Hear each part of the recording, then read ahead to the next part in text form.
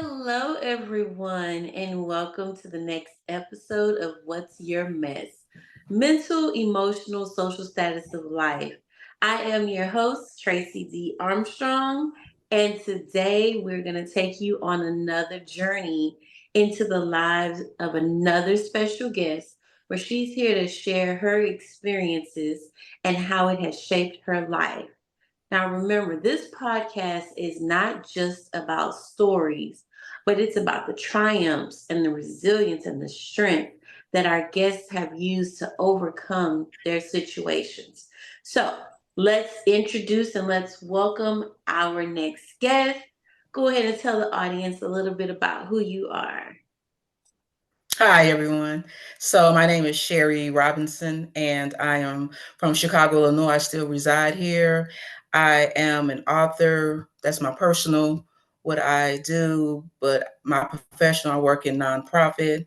I've done that for 10 plus years, but my passion is writing and being able to tell my story. And so, I'm just thankful for the opportunity to be here with Tracey and to be on the podcast. Thank you, and I do thank you, and I appreciate you for being a part of this today. Now, I know you say you're an author and you like to share your story, so let's go ahead and tell the audience a little bit about what was your mess in your situation that you've gone through in life.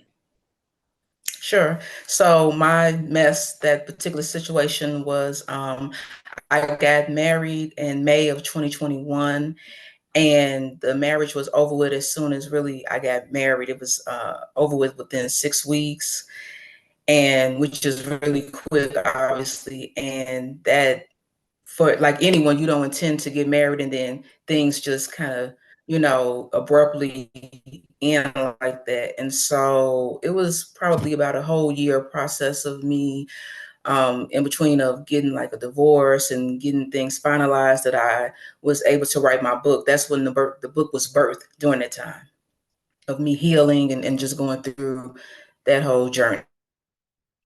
Wow. Okay. Let me go back. You said you got married in 2021. Okay. This 2024. And you got divorced in about 6 weeks. Is that what I heard?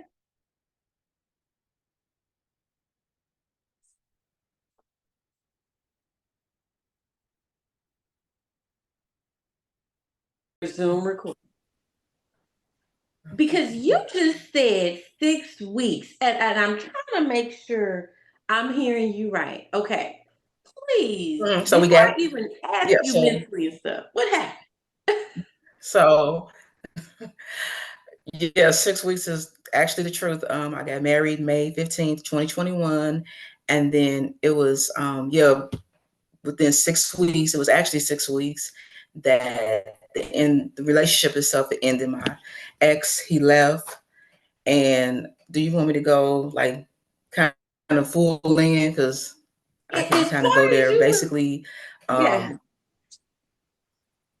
yeah, I mean, it's okay. I'm open book. It's not, like it's trauma about it. But basically, he was married to me and he was dealing with his ex and at the same time. And I didn't know this prior to us getting married. And so that's why things ended in 6 weeks, because he was in between both of us. And so he decided to go with the ex that he had been being with the entire time of our relationship. So maybe I need to kind of start back. So during the pandemic, a lot of people, met online because we weren't able to really go out. And so that was my situation. I met this person through a dating app. I don't want to put it out there because I don't want to promote their dating app. But anyway, I, met this person on that particular dating app in 2020. It was the end of 2020. And so it was pretty fast paced. I'll say about September, October, we met online, started talking, got engaged December of 2020. And then the wedding itself was May 2021. And so by the time July came, it was a big blow up between him and I. He left, and that's where everything kind of starts as far as my healing journey and what I was going through mentally through that process. Okay, okay. So that right there is going to take us. Thank you for explaining that. And let's talk about mentally. How did that affect you mentally? Initially, I was shocked. Initially, I really didn't know how to feel mentally because, when you get married, you think that's your forever person. And so I was just distraught. I really didn't know, my day from my night initially. But, with God's help, I was able to really get myself back focused, because I have my mom to think about. I have a dog. We got a dog during this period of time. So I had to think about her, and just the type of person that I am in general. I'm very much, focused on, okay, this is what I need to do, just go get her. So that's what kind of kept me sustained. But I had moments where I just definitely did feel broken down, and just, I didn't really know what to make out of it, honestly speaking. Right. And that's what I was gonna ask you next, because that was mental, like you didn't know what to think. You were shocked. You were like, what, you Mhm. do expect when you get married that I'm getting married. This is gonna be the person I'm gonna spend my life with. So Yeah. emotionally, how did that Yeah. affect you emotionally? Emotionally, definitely, I wasn't able to trust. Mhm. I just felt, obviously rejected, abandoned. And just, I think of all things, I felt like, okay, I had lost this person who I felt like I was going to be with, because in my mind, I took our marriage vow serious, and I was still trying to hold on to the relationship, in my mind, like, okay, things maybe could work out, or it's a possibility for reconciliation. So I think that it was just a process of having to learn to let go of a situation that I didn't need to be in the first place. Ooh, wait a minute. Somebody needs to hear that. I'm a pause because I wait a minute. Can you say what you just said one more time? I said that it was a process of me letting go of being in a relationship that I wasn't supposed to be in the first place. I just want the audience to take that one in, because some people are in relationships and situations that they know they don't need to be in. And sometimes we gotta let go. So let me keep going. Socially, then, okay. So you got married, and usually when people get married, it kind of changes, the social Mhm. atmosphere. So how did that affect you socially? Socially, yeah, I definitely was withdrawn. I didn't want to go out. My main thing was like going to work, coming home, I would go to church. So it was very limited. And once again, man, this was 2021. So we were kind of coming out of the pandemic at that point. Like things were starting to open up in 2021. So it was like, well, come on, let's go here. Or, if I had my friends or people I know, like, let's do this or that. I didn't have the mind space for it, honestly speaking. I didn't really want to be around because I just, those who knew my situation, people don't know what to say to you. Right. And then for those who didn't know what happened, and then I'm having to explain, it just became where I felt very awkward. And I just felt like I don't even want to be around people.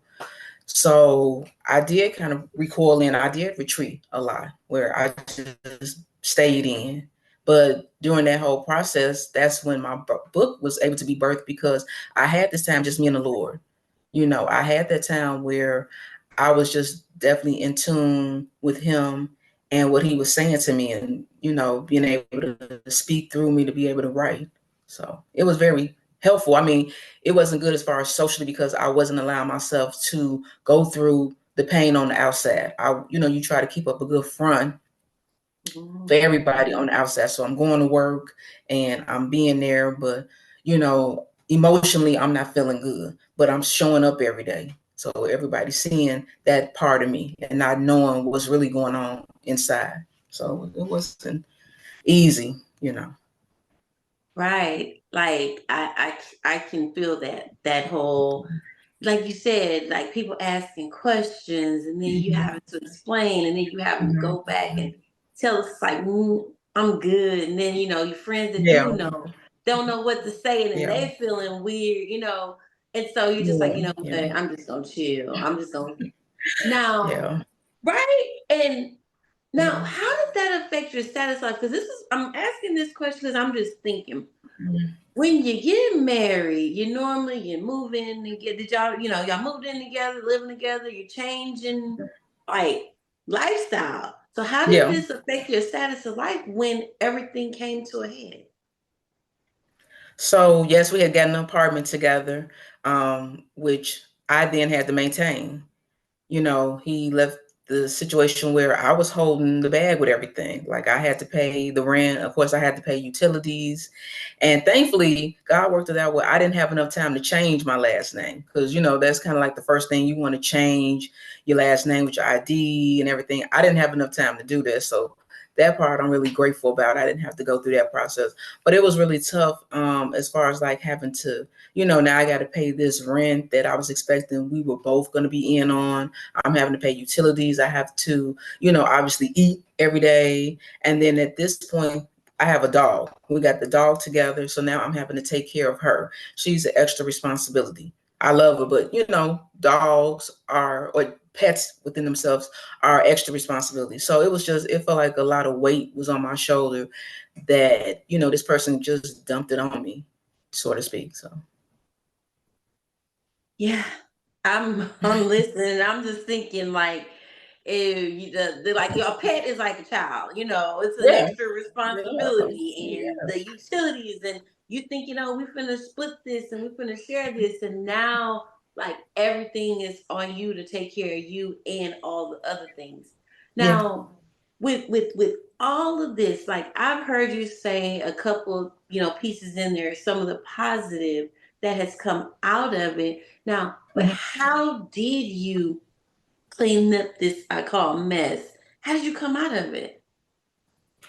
Um, Definitely my faith in God. I have to attribute that as first and foremost because if I didn't have that relationship with God, I don't know if I would have sustained. Because when I don't, and it's a situation I would never want any woman to have to endure. And every woman is different. And I kind of have this thing where I had different options. So I could have been in jail. I could have been in the ground. I could have been at Hargrove. I could have, been in the mental. So it's different ways that the pendulum could have fell. You know, but I thank God that because I have a relationship with my Lord and Savior, I went that way. He was able to really talk to me and let me know I have a purpose for your life. Your life is bigger than this. I'm using this situation for your good. I'm gonna get the glory out of it, but I'm using it for your good. So when I was able to really learn that, really understand that, grasp that idea, that's how I was able to come out of it. And I'm still healing. I think that healing is a process. I don't think that it's something that you just one done, it's over with, because especially when it comes to relational, I think that it's something that you're continuously improving on. So how I'm getting over it is just my faith. It really is just my faith and just knowing that I have a greater purpose. I went through so that I can be able to talk and help the next person. You don't go through, God doesn't allow you, I feel like, to go through a situation that I went through and then not be able to come on the other side of it and not talk about it. That's why I'm very open. I don't mind, giving detail about the situation, even though people might be like, well, why is she saying so much about whatever? Because it needs to be said. You know, the things that were done in the dark, but I mean, it needs to come to light. Not to bash that individual because he's for who he is, and I am for who I am now. But it's still things like this need to come to light because other women are going through situations like this, or it could be even worse, honestly speaking. I'm blessed and fortunate. It was 6 weeks. Some women it's 6 months, 6 years. So I'm just here to just give that as a word of encouragement to know that whatever you are going through, it won't last always. Whew, this is good. Like I'm over here like, man, for real, because woo, you don't go through these situations and come out and keep this story to yourself. Because you just Mhm. said something that I want to address to the audience, because I know people probably will say, oh, why are you coming on here telling your business and things like that? However, there is somebody listening right now that needed to hear this story. that might be going through the same type of situation. They might Mhm. just gotten divorced and they trying to figure out which direction to Mhm. go. And to Mhm. hear you tell your story and to hear you be vocal about it and be Mhm. transparent, that's transparency causes transformation. And Yes, people definitely. are, don't want to share even though they didn't came through. So I'm hoping that somebody is listening or watching, that this is going to help. Your story is going to help. And you say your Okay. faith and God, and that's what helps you get through. Mhm. So, And my family as well. Yeah. and your family. Yeah. Now, and you kind of already said this, but I want you just to kind of add to it a little bit. If there is someone right now that is Mhm. going through this similar situation, Mhm. what would you tell them right now? Like you went to your faith, but let's say they might not be as strong as you were in your faith. What would you suggest for them to get there? I mean, I would just say think about what you're going through, what you've experienced, and how it could be a blessing to somebody else, how it could help somebody else. Because, like I said, you don't go through and not be able to come on the other side of it and be able to talk about your story. I know that everyone may necessarily not want to share their story like I'm sharing it now because it's painful. When you're going through, I didn't necessarily, if you would have asked me this in 2021, I wouldn't have been able to talk about this story now. So this is me in a healed place where I can talk about it. But I would just say, just focus on, you have a greater purpose, you have a greater calling, and that your life is significant. You go through these situations, and I had to really learn that for myself. The relationship itself failed, but that didn't make me to be a failure. And I Mhm. think that women need to understand that if all of what I'm saying, don't look at your situation as, oh wow, I'm a failure because it failed. No, the situation Come on. you still have life and more. So I would just tell women to focus on that. Ooh. See, that was so good. And then just let you know, so it started glitching a little while you were talking right now, because I know they're gonna see it on the video. But I'm just thinking, what you were saying was so fire right there that and this is just me. I felt the enemy was like, okay, people don't need to hear that. Let me glitch right there. Right. I'm gonna go back and recap. Said, just because the situation failed, that doesn't make you a failure. Yes. Yes, Somebody needs indeed. to hear that one, Yeah. because That's so. they put it on themselves, right? Yeah. Yeah. You do. You blame yourself, and I had to get to the point where I had to learn that. And I had to receive that you are not a failure. The situation failed, but as I said earlier, when it's not the right situation anyway, it will fail. I'm gonna run And around I this care. studio. So that, I mean, it's like, you putting these blocks and they gonna come down anyway because the foundation wasn't right anyway. So it was gonna fail anyway. I don't care how much I kept putting into it or if he was putting into it, it was gonna fail anyway. So that's why you need to understand you're not the failure. There's nothing wrong with you. Don't look at yourself and say, oh, and point the finger like, oh my. I mean, obviously we all have things we need to work on, and I had to understand that, but that doesn't mean that I'm a failure. I'm not. None of us who have, been in relationships and it didn't work out, you're not a failure because of that. It's lesson learned. Okay, now that's preparing me for what, is to come for my future, what God has in store for me. That's right, man. This is good. So this is so good. But I gotta ask you about your book, because what you said too. You said when all of this happened, your book was birthed through your Hmm. pain and through your situation. So Hmm. even though you went through that situation, you really got something out of it. So let's tell everybody a little bit about your book and how they can, connect with you. Sure. So my book, here's no caption. Yes, It's a most beauty for definitely. ashes. Okay, you can see Beauty it. for ashes. Beauty for Yes. ashes, yes. Yes, the actual truth about love is not a fairy tale. Long title. The book itself, like I said, was birthed through this whole experience. The book is actually about several couples from the Bible. I look at their love stories and I bring it to a modern day spin, and I add a little twist to it. And I ask you some questions after each chapter, and just kind of getting you to think about, if you were in that time, how would you have felt? And how would you have experienced what they went through? And it's amazing that I was able to really reflect on other people's stories, even though I was going through where I was hurting, and it was giving me hope and love. It was giving me a restoration in love to read about other people, even though I myself was hurting and going through. So I'm really thankful for that. Ooh, And Amazon, so what? I'm shocked. I am so intrigued, and I'm going to promote this book. I want you to do me a favor. Say the whole title. I know you said it's a long title. I don't care. Say the okay, I'm gonna whole say it title slow. I'm gonna say it and tell slow. where people can get it. Like for real, Okay, I'm okay. very interested. Okay, so the title once again is Beauty for Ashes. Here's the actual truth about love. It's not a fairy tale. Actual truth about love. It's not a fairy tale. And you Yes. took characters from the Bible. I'm, Yes. I'm yes. And they how can they purchase it? You all can purchase the book through Amazon. Through Amazon. Good old Amazon, Mhm. right? Yeah. Okay, because what I'll so at the end, what I'll do on the end of the video, everyone, you'll have the opportunity to go to the link.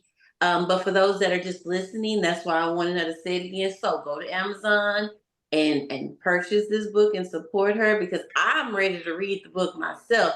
To it's not love, it's not a fairy tale. Now, Yes. any other ways that if they wanted to connect with you and any other support that you may be able to give, how can people reach you? Sure. So I am also on Instagram. So it's Sherry without the E dot Robinson dot 775 at Instagram. I'm on Facebook under my name.